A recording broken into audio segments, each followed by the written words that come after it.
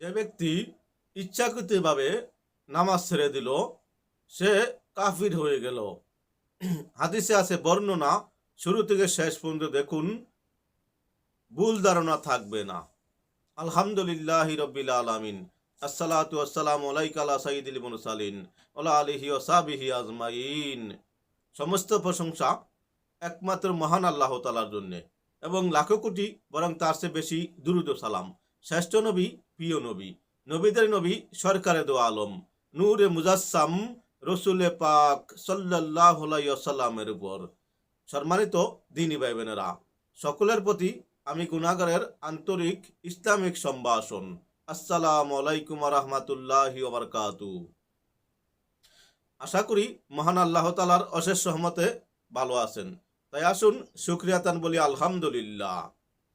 আপনি যদি আলহামদুলিল্লাহর আমল নিয়মিত করতে পারেন, আপনার সমস্ত সমস্যার সমাধানকারী একমাত্র মহান আল্লাহ তাআলা হয়ে যাবে। তাই আসুন আমরা সকল কাজের পরে শুকরিয়াতান বলি আলহামদুলিল্লাহ।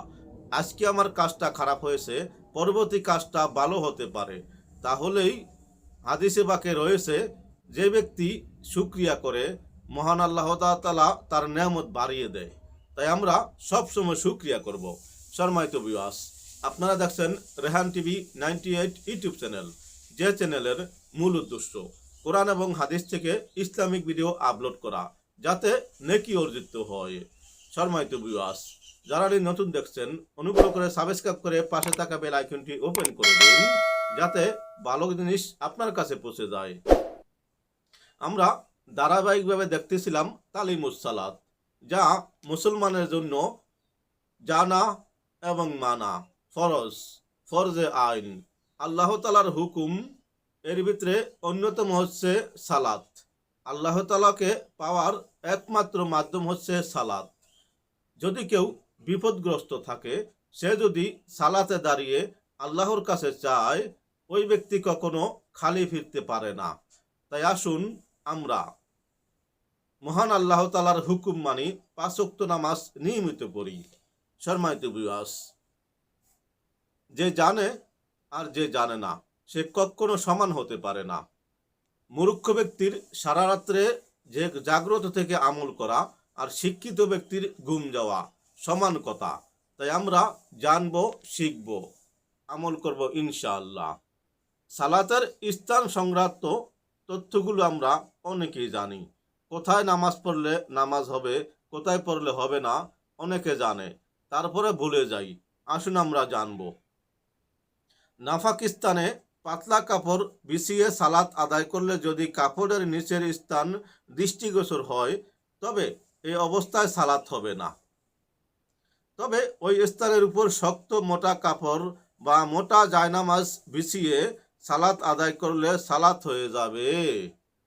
কোনো কাপড়ের অর্ধেক পাক আর অর্ধেক নাপাক হলে কাপড়টি বাস করে নাপাক অংশ উপরে রেখে সালাত আদায় করতে হবে।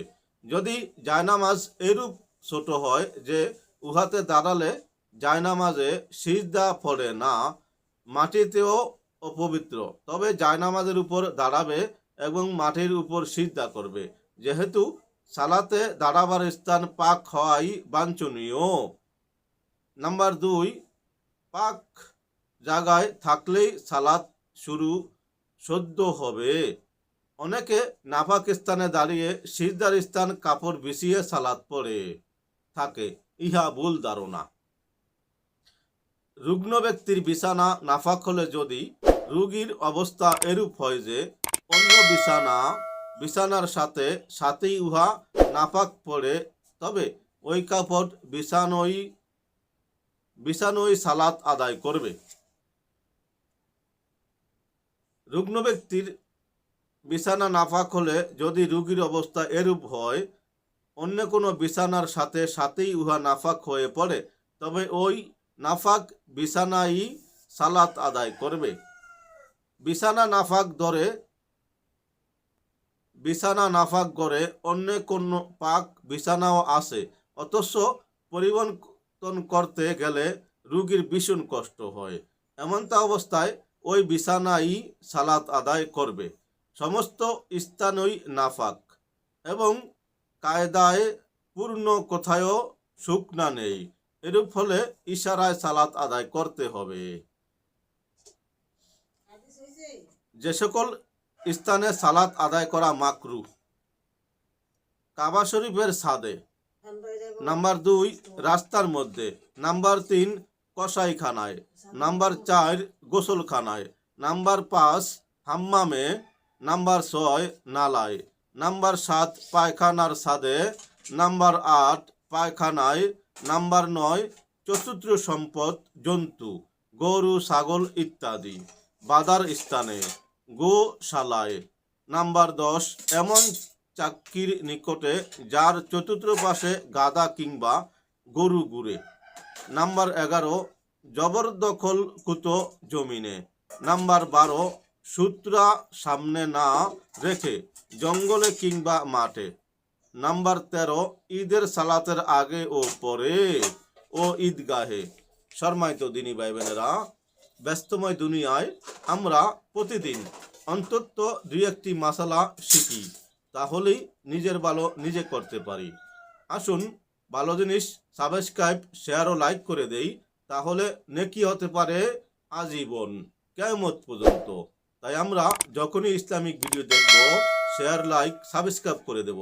আসসালামু আলাইকুম ওয়া রাহমাতুল্লাহি ওয়া বারাকাতুহু।